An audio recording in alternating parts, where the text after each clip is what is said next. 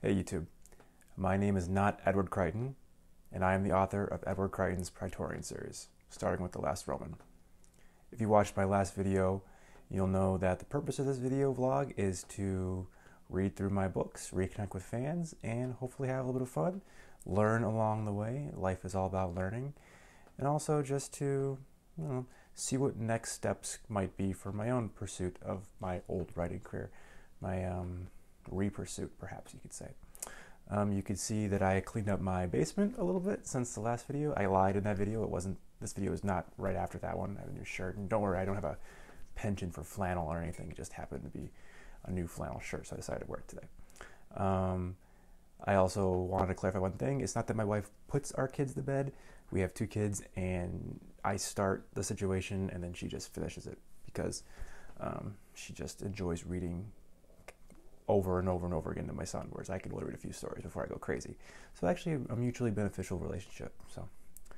And my son prefers her reading anyways, but how funny, how ironic. Anyways, so as I mentioned in the last video, I'm going to simply talk a little bit about my books, and then I'm going to start reading a little bit from it, and you can either follow along or not, or jump ahead, or whatever you want to do. And I would appreciate any comments you might have down in the comments of this YouTube video, and we'll go from there. I'm not a YouTube personality. I have little idea what I'm doing. I watch a lot of YouTube, but that's about it. I mostly just want to connect with people and hear their thoughts. I don't know what else to say. So let's just jump into it, shall we? I don't want this video to be much more than 8-10 minutes. So, all right, Book 1, The Last Roman. Not true fans, but old fans will know that this is the new cover to the book. The old cover, I have it on my bookshelf over there. I don't have it again like I did yesterday. I guess I created the new cover because I was never super happy with the original cover. All the covers were kind of based on the same scheme, and they all ended up a little better, I think. No, that's not true. Second book's cover was really too dark. It wasn't that great. Book 3 was really good. I loved the snow with the remorseful looking sniper character. It worked out really well with the tone of that book, which we'll get to that one. And then I wanted to make things a little more hopeful for All Roads Lead to Rome, which is why that book cover has more of like a new beginning type feel to it, lots of sunlight and action. But I changed up this one because I wanted to see if I would sell more books with a fancier cover, because I'm, a vain capitalist pig, I suppose. But really, I just wondered if it would make more, be a little more commercially viable. I do really like the way this one turned out. Originally, the artist who did this one wanted me to have like a shirtless muscle guy in here, and as much as my wife wanted me to go with that one, I found it hilarious just looking at his mock-ups. I actually have some mock-ups that maybe I'll put online at some point, but I just couldn't bring myself to do it. It was ridiculous. Anyways, that's the story about the book 1 cover and why there's multiple ones. So let's just go a quick history. Like I mentioned in the last video, I was in college when I first started writing this book. No real plan for it. I didn't finish it until about a year and a half later when I was in grad school, and I was working part-time at a library. And I, of course, thought, oh man, I wrote a book. I can get rich quick and get out of this library job. I won't have to finish my education, master's degree. I can just go to Hollywood and write screenplays with a movie version of the book that I'm obviously going to sell in 5 minutes. And obviously, it didn't quite work out that way. I didn't actually finally self-publish this book until 2012, I think, right? It was 2012. I think it was the summer of 2012, a year after I was married. And I wasn't even dating my wife at the time when I wrote it. So yeah, I was really young, really naive, really insecure, not a great writer. And anyways, the whole search for an agent thing lasted years, and I got a few nibbles. One guy told me it would be really successful as an ebook, and he was kind of right. It was pretty successful for a number of years. It was enough to sustain a livelihood for a couple of years, actually. Probably could have continued if I'd actually kept with it, but we'll get to that.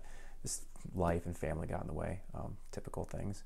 But yeah, so the only thing I wanted to point out about these books immediately is about the editing.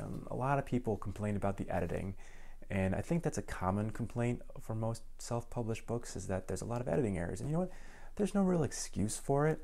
I understand that it's unprofessional to release a book that's unedited, but I did my best. I mean, I was in grad school. I was engaged at one point, I was married at one point, I was working at one point, and this is a long book. It's 384 pages in this thing, and it's 100 plus thousand words, and I was just never a very good editor. Even my wife, who's actually an attorney, is a very good editor, but she read through it more for plot details than anything, and she helped me out a lot. But point is, these books are very raw, and this book in particular is not even the latest edition. It's like an earlier edition before. I would edit the online version a few times to update it, but the book ones were too difficult to format and edit because I was just lazy, so I never did it as often.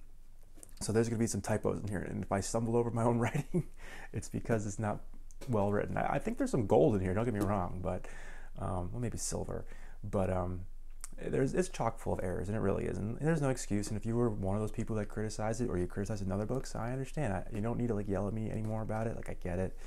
If I write more books, I'll try to be more cognizant of it. And you know what? My intro is running a little bit long right now, but one more thing I want to mention. There was a fan who reached out to me at one point and offered to edit my books, and she was really great. She fixed them up a lot, like a ton. She did all the books. She did Starfarer. And then we kind of had a falling out, though, around when I wrote my little novella, Along the Path of Darkness. It was just, in her opinion, it wasn't ready to be released, but I was kind of on a tight timetable. It was towards the end of my career, if you will. Things were changing in my life. I just wanted to put it out there. I wasn't really expecting much out of it. It was only like a 40-page novella or whatever, so I didn't really have high expectations for it.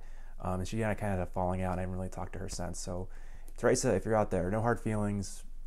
I get it. Like, I probably shouldn't have released it, although I was able to punch it up towards the end there. I think it was okay. But anyways, no hard feelings. So if you want to ever edit my future books again, let me know. Okay, anyways, so that's enough prattling on for me. Sorry, my hair, I didn't put any product in my hair today. It's poofy. People wouldn't know this, but I had actually a mohawk a couple months ago. Before that, I had a Jesus-length man bun going on and everything. Very rebellious in my old age, I guess. But now I'd shave it down to a mohawk, and now it's just growing out again, but it's all thick, and I just can't ever figure out what to do with it. Anyways, enough about my hair.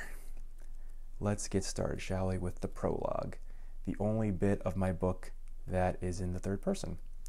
And we should be able to get through the whole prologue tonight. We're at about 7.5 minutes, so this will probably go about 10, 12 minutes. That's fine. All right, here we go. Wow, kind of nervous. Prologue. Rome, Italy, September 37 AD. All who traverse the streets of Rome by night should tread with great care, for criminals of many ilk prowl the city's narrow thoroughfares and dwell within its tenebrous alleyways during those nocturnal hours. The eternal city is home to many who would beg or thieve for their daily allowances, but there are also individuals far worse than mere vagabonds and bandits hoping for prey to stumble into their shadowy realm. Yet despite the warnings known to all but the most dim-witted of Rome's residents, these thoughts were far from the mind of young Marcus Verus, because all he could focus on was how brazenly stupid the learned men of Rome actually were. It was this thought that dominated his mind as he approached the Palatine Hill and the great temple of Lupercal, located beneath. Now the home of the Caesars, legend told that this unassuming mound of earth was where the divine founders Romulus and Remus were raised by their adoptive she-wolf nearly 800 years ago.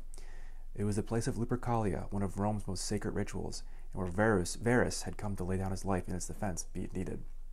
Where are they? This is where the manuscripts had to go. Verus, old at the age of 28, was a scribe of the highest caliber. He was a personal documentarian, historian, linguist, and advisor to the Caesar himself, Caligula. But most importantly, he was proud that Caligula also considered him a friend. As he entered the temple, however, Verus began to resent their friendship, as his most recent assignment to research a point of interest for the Caesar had led him to the precarious position in which he now found himself. Documents of a very strange origin had been discovered deep beneath the Palatine Hill, buried in a hidden chamber that was found during Caligula's most recent renovation project of the Domus Augusti. They were wrapped around a perfectly round orb the size of a melon and were composed in a shaky hand, as though transcribed moments before death's cold grip seized hold of the author. They were written in an antiquated dialect of Etruscan, a civilization that had once resided north of Rome centuries ago.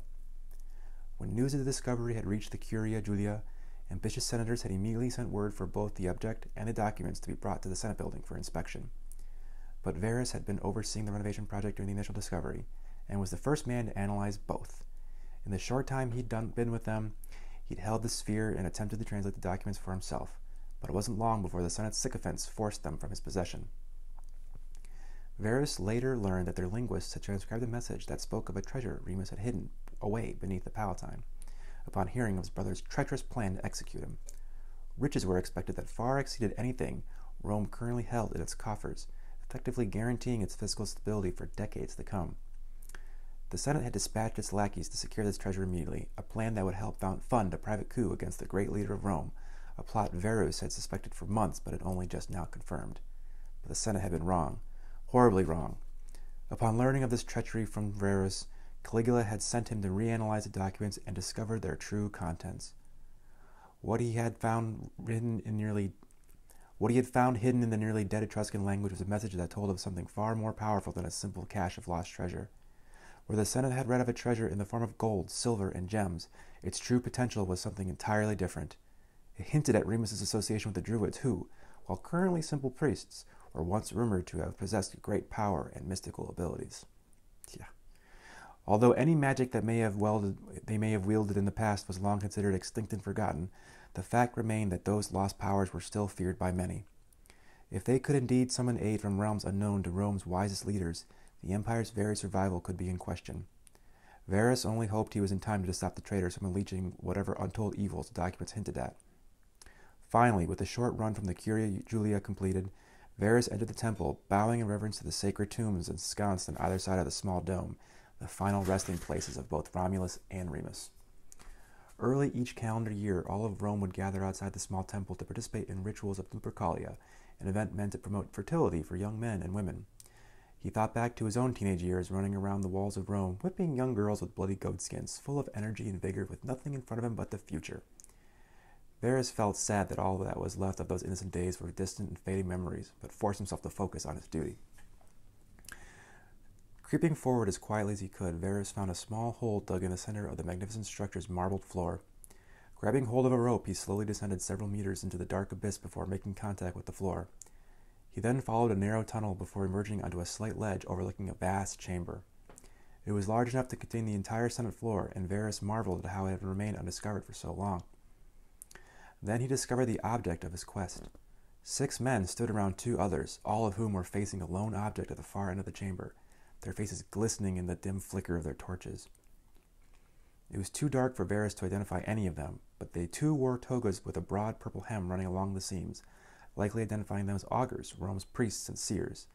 Their skills at interpreting and analyzing omens made them crucial for directing the future, and decisions were never made unless these omens were read favorably. Varus had never put much stock in their mystical abilities, instead trusting hard work and determination to drive his own fate. As Varus crept through the shadows, he noticed that the rushed dig project had resulted in weak bracings holding back the tons of dirt above the freshly dug tunnel.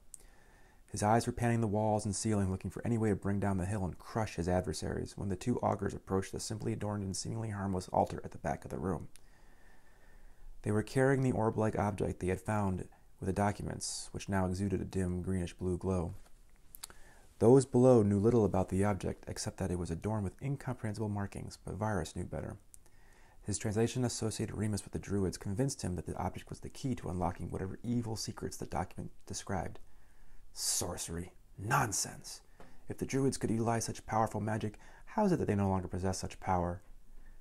It was with this thought that Varus realized that the Druids' destruction perhaps had less to do with the overpowering might of the Roman war machine, and more with their own tampering in such dark realms. By the time Varus found a crossbeam he was certain would collapse the makeshift cavern, the object's glow suddenly flared into a brilliant blue. His eyes turned toward the incandescent glow, and he found himself unable to turn away from the alluringly beautiful object, for he had never before witnessed such a glorious sight. How could something so beautiful be used for such evils? As Varus stood there deep in thought, a magnificent blast of light and sound emanated from the object as it shone brighter than the sun itself. Accompanied by a sound louder than the battle cry of 1,000 legions, the force of the eruption was enough to knock Varus back against the wall, and he knew he was too late. When his vision cleared, he realized he was right. Emerging from the mist left over from the explosion were gigantic figures, rivals of to the titans of legend. He knew his last moments were upon him as he gazed upon the monsters, and when he closed his eyes, waiting calmly for his journey to Elysium, his last thoughts were of Caligula and how he had failed him. Okay, that's about 15 minutes, so I'll just go a little bit longer, talk about it. So forgive me, Varus, I don't even know how to, I read fairly well. Sometimes I flubber over my words, so you have to get used to that. But I think Varus is probably the best way to say Varus. A little bit more about that opening. Very well researched, I thought. Some people pointed out discrepancies about the auger's purple seam, the Curia Julia, I guess. Now, not Julia. It would be a J in the, when we pronounce J in Latin. The Domus Augusti. Someone called me out on that once. I think I called it the Domus Augustana at one point, and that was just wrong. It's a different place altogether. But yeah, Temple of Lupercalia. Actually, all that kind of started because in one of my Roman history classes in college, me and a buddy and I always found Lupercalia hilarious. The whole idea that it was like a fertility ritual, and they would whip people with goat skins. And I think our teacher tried to get us all to reenact that, and this was like 2006, so it was a different era, if you will, and socially probably would have been more acceptable back then. But to reenact that today, I think about it now, and a professor might have gotten fired today for even suggesting we reenact that kind of thing. It's not funny, but it's pretty funny. Anyways, so that's the opening. That was 3.5 pages, so this might actually take a while. Some of my videos might be closer to 20 minutes, especially in the later chapters where there's some longer section breaks. Luckily, there are a lot of section breaks, so this shouldn't be too bad. Anyway, I'm probably not going to post these first 2 videos. I'm probably going to record about 5 videos, just so you guys know, before I start posting them, just to give myself a little bit of leg room for editing and figuring out YouTube and catching up. I don't know. It just makes sense in my head. So anyways, that was the prologue of The Last Roman. I hope you enjoyed it. And I'll pick you up tomorrow with the first chapter where we're introduced to our hero. Yeah, hero. Okay, see you around.